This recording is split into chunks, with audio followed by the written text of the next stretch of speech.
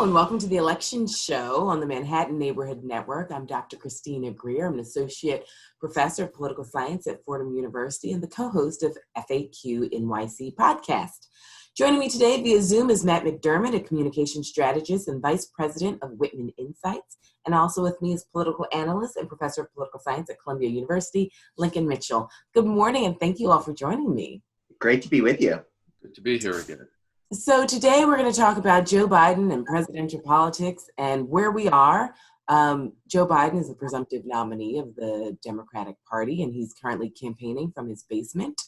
Lincoln, I'll start with you. We're in the middle of sort of pandemic politics, if you will, and Biden has been, slamming Trump here and there, and obviously Trump has definitely gotten some nicknames for Joe Biden, Sleepy Joe, and trying to create this narrative that Joe Biden is too old and unfit for the office. Joe Biden recently this week, though, picked up an endorsement where some would say is a key endorsement and others might say it's not necessarily going to help him. Hillary Clinton, the former Democratic nominee, decided to endorse him this week. How do you think that plays out in helping Joe Biden or not during this time? I can't imagine there are too many voters who are out there saying, gee, I was thinking about Biden, but I wasn't sure until Hillary endorsed him. So I think this is, it is, as an individual endorsement, it doesn't mean much. As a kind of another sign, and it's another sign of the party coming together, that's where it may be valuable. But I don't think it's a hugely valuable endorsement on its own. Biden is in a kind of paradoxical situation here. On the one hand, we do hear these rumblings of where is Joe? Why isn't he out there more? Why aren't we hearing from him more? But on the other hand, the gap between him and Trump keeps growing. He keeps looking better and better every week. Donald Trump has been doing a 30 or sometimes longer minute negative ad on himself regularly with these press conferences that excite the base and remind everyone just how criminally unqualified and how criminally negligent he has been during this pandemic. So Biden has an odd strategy here. It seems like he should be out there doing more, but to get to actually winning in November, which is the first step to becoming president, he's doing the right thing. So the less is more strategy seems to be working for Joe Biden, possibly. For now, yes. Matt, what do you think? Joe Biden's running a smart campaign right now, which is to do nothing. And it sounds crazy, but when you think about it, it makes sense. This election will be a referendum on Donald Trump. You will be going to the polls on election day, or in this case, probably voting by mail, and doing one of two things, either voting for Donald Trump or voting against Donald Trump. He is the incumbent president. And he will be running on his record. And so for Joe Biden to win this election, it's simple. He is not Donald Trump. He is the antithesis of Donald Trump in so many ways. And to Lincoln's point, we have a president who for 6 weeks now has chosen, politically unwisely, I would say, but has chosen to go on national TV every day and essentially diatribe to voters for over an hour about a host of nonsensical things. The fact that this coronavirus is a hoax, the fact that, there are these various different, medical solutions out there, which there are not, the fact that there are no issues when it comes to testing, which is not true, the fact that we need to reopen our economy when there's no actual plan to do that. And so for Joe Biden to effectively run this campaign, it's to be quiet and let voters see Donald Trump for who he is, a sham artist and someone who has not been able to lead us through this situation in a way that a president needs to. So is the Hillary Clinton endorsement neutral in your estimation? I think the Hillary Clinton endorsement, and you've seen now Barack Obama, who endorsed 2 weeks ago, both Bernie Sanders and Elizabeth Warren have now endorsed Joe Biden. It's a coalescing of the party with their eventual presumptive nominee. And so I think the Hillary Clinton endorsement, in line with the other endorsements we've seen for Biden over the last few weeks, is just an indication that Democrats are actually coming together in a way that few thought they'd be able to before this crisis, and have rallied behind Joe Biden as their nominee. Well, in keeping in that vein of thought, we're seeing this coalescing of the Democratic Party. And just recently, Bernie Sanders and his allies launched a super PAC to rally progressives. And so that's another wing of the Democratic Party. How do you think that's going to play out in assisting Joe Biden? I think effectively, the biggest challenge I think we face, not only as Democrats, but frankly across the political spectrum in this election, is how do you get people to vote in an environment where voting will be more difficult than it usually is, right? I think we'll clearly have in-person precincts on election day, but vast numbers of people, more than any previous election, will be voting by mail given the public health concerns that exist. And so how do you build an apparatus to not only functionally let that happen, but how do the campaigns, sort of amend their strategy to that reality? And so I think for Democrats, what needs to happen over the next month or two, particularly for young voters, is figuring out strategies to engage those voters, not only get them to register to vote, but get them a ballot as we get closer to election day, because traditional get out the vote operations may not be feasible. In a traditional election, you'd have a lot of organizing, say, on college campuses or universities around America to get people to register on their campus and then vote. There's a world in which college campuses might not be open this fall. And so how do you engage young voters who, to your point, are more progressive? How do you engage them in this sort of an election environment? And so I think organizations like Bernie Sanders, Our Revolution, Next Gen America, other progressive organizations out there who are singularly focused on progressive voters and especially young voters have a lot of work to do to make sure that those types of voters are getting the information they need to vote on election day. Lincoln, what do you think about the Sanders PAC and how that will assist Joe Biden in his efforts? Pick up on that, but also on something Matt said. If I had $20 million, $50 million, $100 million to help, Joe Biden win, I would not be spending on rallying progressives. Not because that isn't important. It is important. But because there needs to be money, planning, and resources going very concretely to begin to think and plan and put together what will happen when Donald Trump refuses to accept the outcome of this election. And if Democrats don't focus on this now, they are asleep at the wheel, and it will cost them more than the White House. It will cost us American democracy. As to what Matt was saying about campaign strategies here, he's right. You can't go door to door, right, in any neighborhood, let alone a college campus right now, right? And that seems to me that in terms of the field part of the campaign, you can still put advertisements on television, watching more television, than ever. You can still do social media advertisements. But in terms of the field, what this says to me is that we need to think about the field campaign differently. This is an opportunity not for 100 canvassers to go out and knock on 100 doors of strangers each, but for, on a smaller scale, every committed supporter of, say, Biden to find 5 people in their world, 10 people in their world who they can work closely with to make sure that they vote and make sure that they vote for Biden. You talk about something like switching to a vote by mail from an in-person vote, right? Now, for some of us, that's not a particularly big deal. It actually makes life easier. In many states, many people, particularly older people, are permanent absentee voters. But for younger people, there are people under 30 who haven't dropped too many letters in the mailbox in the course of their lives, the way somebody over 50 has done it their whole life. It sounds funny, but if I were organizing Joe Biden, say, in Michigan, I would want to break down that in every African-American church, there were the people who are the hardcore supporters are reaching out to others in the community and saying, what do you need to do to make sure you get your ballot in, whether we're doing this by mail, whether we're doing this, the old-fashioned way.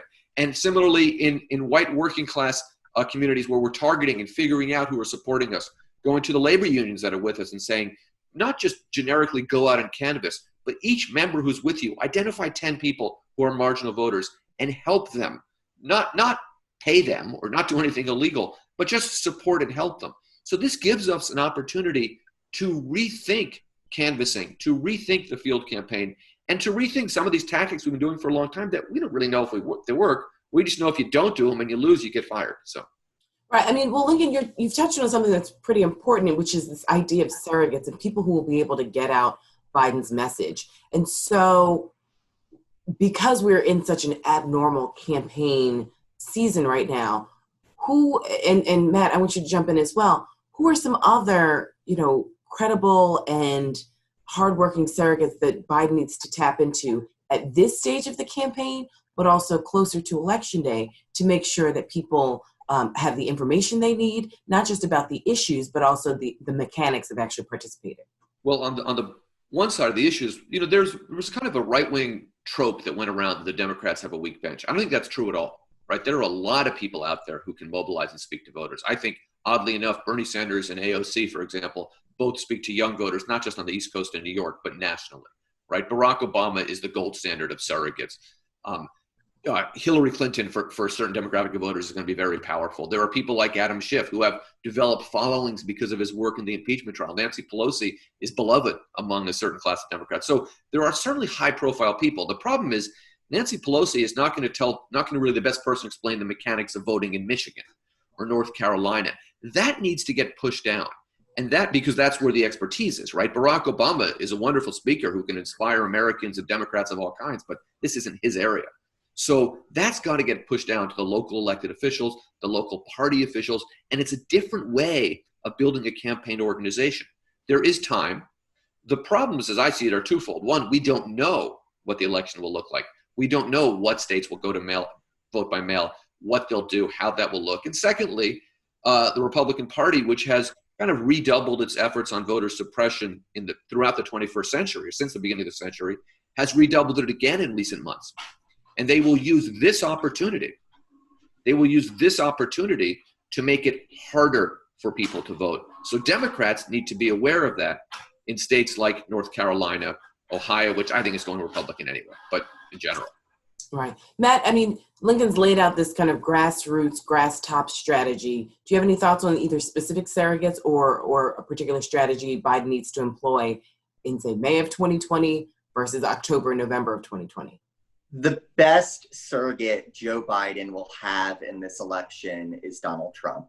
And I mean that seriously. This will be an election which will be decided on whether voters like or don't like Donald Trump. I think there's a bit of a misconception in terms of what happened in 2016 and why Hillary Clinton didn't win the Electoral College and then ultimately the presidency. I think there's this belief that exists out there among some in the political sphere that the entire 2016 election was focused on all of Trump's wrongdoings and all of Trump's ailments and all of Trump's issues, and he still won. He still got away with it. And that's actually not what happened.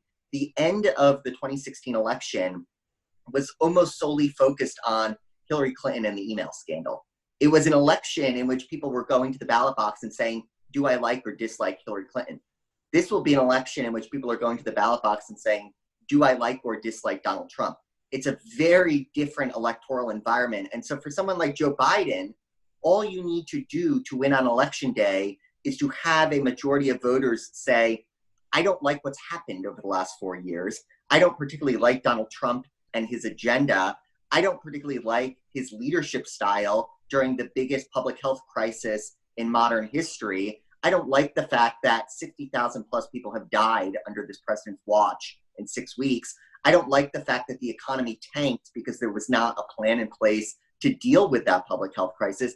That's all that needs to happen for Joe Biden to do well on election day. And so for him, frankly, unlike 2016, the more Donald Trump is on national TV spouting his nonsense, the better for him. And I think you're seeing in public polling over the last few weeks that strategy is working effectively. Donald Trump had a bit of a bump at the immediate sort of inception of this crisis. There was a rally around the flag moment in which people were looking for leaders to get them through this crisis. And they've seen over the last 6 weeks that leader's not Donald Trump. His approval rating has fallen. His ratings when it comes to dealing with the pandemic have fallen significantly, not only back to where they were before the pandemic, but frankly lower. He's at a worse place than he's been in 18 months. You see that because he's getting on TV every day and making a fool of himself. And so I say that he's the best surrogate for Joe Biden, because for Biden to win this election, the only thing that needs to happen is most voters come election day need to say, I'm done with what we've been dealing with for the past 4 years. Well, it's interesting because we've seen now that the White House has possibly proposed to decrease the daily 2-hour briefings where the president suggests dangerous, harmful, and possibly lethal spitballing, right? Maybe we should just inject ourselves with disinfectants and light. I don't know, look into it, right? Now, here's a wild card that just sort of popped on the scene. Representative Amash from the state of Michigan has said that he's thinking about running as a third-party candidate. Many people have argued that would actually hurt Joe Biden because it would give Republicans an opportunity to vote for someone who still has very closely aligned policies as President Trump, but just doesn't come with as much baggage. What are your thoughts on Representative Amash and his third-party bid? I tend to agree with the consensus that you just mentioned. I mean, you sort of dig into research, and there's been a significant amount that's been done. And the research tends to say anyone on the ballot but Donald Trump and Joe Biden tends to hurt Joe Biden for the reason you mentioned, is it gives voters an out to say, I don't like Donald Trump. There's no world in which I'm going to vote for him. But there's this other name on the ballot. Maybe I'll give them a try, recognizing that they're not going to win. It's a protest vote more than anything else, but it gives them an out versus voting for the incumbent president. So we'll see. I mean, he only announced an exploratory phase of his campaign. It seems like he's seeking the Libertarian nomination. I think what we do know for a fact, though, is regardless of whether he ultimately runs for and gets the Libertarian nomination or not, just based on ballot access laws that exist nationally, it looks like there will be fewer third-party candidates on the ballot than in any previous presidential election in modern history. And I think both for Democrats and, frankly, for the sake of our democracy, that's a good thing. People need to be going into Election Day thinking either I generally like what Donald Trump has done and therefore I'm going to vote for him, or it's time for something new, I'm time for something different, and therein your choice is Joe Biden. So, we'll see over the next few weeks what he ultimately chooses to do. I think regardless, getting on the ballot as a Libertarian is going to be particularly difficult this year, just given the regulations that are in place and the difficulty in getting signatures, in doing the field work that's necessary, in raising the money that's necessary to get in the ballot on all 50 states. So we'll sort of see how that plays out. But I tend to agree. I think it's better for Joe Biden to have fewer candidates on any given ballot, particularly in battleground states. Mm-hmm. Lincoln, what do you think about the Amash wild card? Three things come to mind. First, to pick up on something Matt said, one would think that from the ideological perspective, Amash, who is a kind of a right-wing Tea Party Republican, would take from Trump. The data doesn't bear that out. And the reason for that is that Trump has both a high floor and a low ceiling of support. The Trump voters are voting for Trump. They're not going to get pulled. Anyone who could have gotten pulled away already is. But there's another piece of this as well. Amash announced he was exploring a candidacy, right? Amash is not getting 12% of the vote. He's getting somewhere between 2-ish, 1.5, and 6-ish. And I would suspect the lower end of that. And as you get to the lower end of that, you get to voters who are some who just always vote Libertarian. You get some that may be the people who just hate Trump and now have somewhere else to go. But as the election gets closer, particularly in the swing states, most people will realize that it's really a binary choice. So I suspect that he's going to do poorly and that most of those voters would have otherwise stayed home. The one kind of wild card to the wild card here is his home state of Michigan. And Michigan is a state where Hillary Clinton lost to Donald Trump in 2016, very disappointed. Many people thought that was a solid blue state. Among the states that she was expected to win and she lost, and the Democrat, in this case, Biden must win in 2020, Michigan is looking pretty good. So anything that rocks the boat in Michigan is not good for Joe Biden. On the other hand, the vote in Michigan for a Democrat comes out of the urban centers, notably Detroit and Flint, which are heavily African-American and will vote very strongly for Biden. It comes out of the Ann Arbor area, which is kind of one of the more liberal areas of Michigan, and some of the kind of liberal and Jewish suburbs of Detroit. The angry white dudes in Amash's district, maybe some of those people do go for Amash instead of Trump.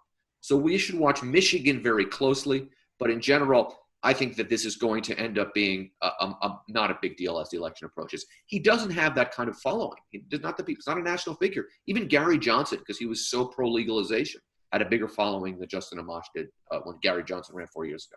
Right. Well, Michigan to me is such an interesting place just because we know that the coronavirus has really ravaged particular communities in Michigan. Yeah. And we know that voter fraud and voter disenfranchisement in particular African-American communities has been so deliberate on behalf of the Republicans to make sure that people don't turn out to vote. But Lincoln, you mentioned something about sort of polling, and there are lots of polls who have said that Joe Biden's in the lead. I mean, in Arizona, in Ohio, North Carolina, Georgia, Texas, you name it. And is it too early for us to really, Matt, I can't wait for your response after Lincoln. Is it too early for us to take these polls seriously? I think not to get out of this, I'm trying to give you a straight answer. It kind of depends on what you mean by taking the polls seriously. I believe that if the election were held today, Joseph Biden would win based on these polls. I'm also pretty sure the election, unfortunately, is not going to be held today, and we have to wait. What this shows, and if you take the whole scope of the polling really since Trump has been president, what this shows is this low ceiling, right? And that no matter what Trump does, but also the low floor, right? If you look at what he's said and done over the last 3 months, his popularity should be at 35. It's about at 46, 47. And that's the number that he keeps getting. So I think no, I can't. This is not money in the bank in Ohio and Pennsylvania, North Carolina. However, there are a couple of trends that are consistent throughout these. One, he's got nowhere in the blue states, right? He's down below 30%, the latest poll I saw from California. So any fantasy that he's going to pick up a solid blue state, throw out the window. Two, if you look at Pennsylvania, North Carolina, Ohio, Florida, pick your swing state, Arizona, those are still the swing states. Those are still close. Yes, Biden's in a better position than Trump, but they're still going to be close. The other takeaway is that in the red states, the solid red states, Trump's numbers aren't that strong. He's going to win these states. I want to be clear. He's going to win Texas. He's going to win Oklahoma. He's going to win Mississippi, but not by the same margin. And the only reason that's significant, not because the Democrats should go after that, because I think that's kind of fool's gold, but because it makes it likely that Biden's popular vote victory margin will be even bigger than Hillary Clinton's. And if he doesn't eke out an electoral college win, that discrepancy will be even bigger. And that highlights a problem of American democracy on a bigger scale than in 2000 and 2016 when a different candidate won each. But as that margin grows, the greater our problems of democracy. No, Matt, I mean, I'd like for you to respond, especially since, we do know that Americans have very short memories. And if the economy rebounds ever so slightly by November, or if the coronavirus is under control and the deaths have stopped surging, what do you think about sort of polling now versus polling later on? And what are the chances that we should believe any of this? So 2 points I would make to complement what's been said. One is Donald Trump is headed into this general election at the lowest point of any incumbent president in modern history. And I think we talk about that enough. I think, frankly, we're so concerned and so worried that he could get reelected. We don't recognize what's in front of us, which is a president who remains unpopular. He's been for 4 years. He's shown weakness versus what he got in 2016 in a number of battleground states, and is going up against a guy at the moment who's pretty popular. And there's not really a lot to say against him. And so I think we do need to keep in mind, in fact, that Donald Trump actually is in an incredibly weak position right now. And his math to 270 electoral votes is not great. We'll see if that continues through the summer. But at the moment, he's actually really not in a great position. And I think more of us should speak up on that, because I think you just see this mantra happening where, Donald Trump can do no wrong. And he can say these crazy things and suggest these incredible, nonsensical, untruths and misinformations, and he gets away with it. And that's actually not true. He's the most unpopular president in modern history and is going into an election in which, at the moment, he has a pretty good chance of losing. Now, the second point, which I think is most important, where you see a difference versus 2016, is in the 2016 election, by almost a 2-to-1 margin, voters went into Election Day thinking Hillary Clinton was going to win.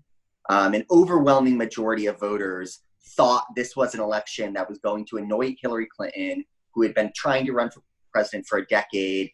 And so I think that created, a lot of demotivation among Democrats. I think it created a lot of apathy among certain subsets of voters who thought, this doesn't really matter. Yes, Donald Trump's a nutcase, but he's not going to win.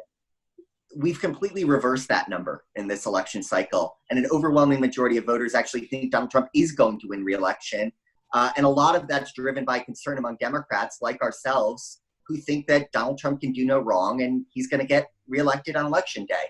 That actually, I think, is good for the Democratic Party. It keeps people energized. It keeps people engaged. It keeps people mobilized. And you can see the efficacy of that out of the 2018 election, where you had record numbers of voters going to the polls and electing Democrats up and down the ballot because they were sick and tired of this, and they had a concern and an anxiety that they didn't have in 2016.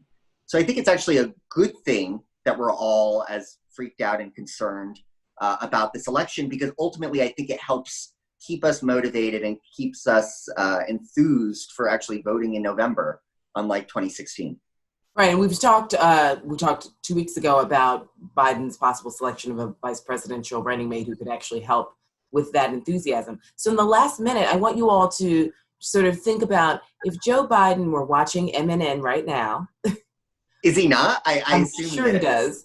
And I hope he does, actually. But what should he be doing, say, in the next 2 weeks to sort of either maintain the level of excitement? We know that there's some sexual assault charges from many, many decades ago that are sort of surfacing. But really briefly, Lincoln and then Matt, what should Joe Biden do, say, within these next 2 weeks to either catapult the campaign or at least maintain the status quo? Don't get pulled into don't give into pressure to go out there and do more just for the sake of going out there and doing more. Build towards a strategy of small group meetings online, which then can be broadcast, because that's his strength, not the great big speech. The other thing I would say is that Joe Biden being the man with the hand on the Bible on January 20th of 2021 requires two things. One, he's got to win the election, and I believe his campaign is focusing on that. But secondly, don't overlook the 48 hours following the election, when Trump claims the election was stolen, the Republican Party lines up behind him. And when that happens, if the Democrats are out there on television saying, this is unprecedented, then we are going into a period that could be very chaotic and could really lead to the end of American democracy. What we have to have is a plan, a legal plan, a mobilization plan, a liaising with Republicans now plan. To pick up on something Matt said very briefly with this notion that people think Trump's going to win and how the data says that he's in very bad shape. Trump wants people to think he's going to win because they want people to think, his base to think that his defeat is impossible. So they believe him when he says it was stolen. So that would be my advice to Vice President Biden, who I know is in his basement watching MNN. Matt, we've got 30 seconds. What do you have? I think we've seen over the last week, and I hope it continues, an effort to take the attack to Trump firsthand. You've seen the Biden campaign and now Priorities USA, which is the biggest super PAC for Democrats out there, putting out ads both on TV and digitally, criticizing Trump for his leadership during this crisis. I think we need to see more of that. I think there was a tepid response by Democrats in the first few weeks to do no harm and sort of see how this plays out. I think more now than ever, we need Democrats to actually start standing up and speaking out about what's happened over the past 8 weeks and why we need new leadership in Washington. Thank you all so much. That's all the time we have. Thank you all again for being here with me. I'm Christina Greer. You've been watching The Election Show on MNN. This episode will air on MNNHD Wednesdays and Sundays at 9:30 p.m. Thanks again, gentlemen. Thank you. Thank you.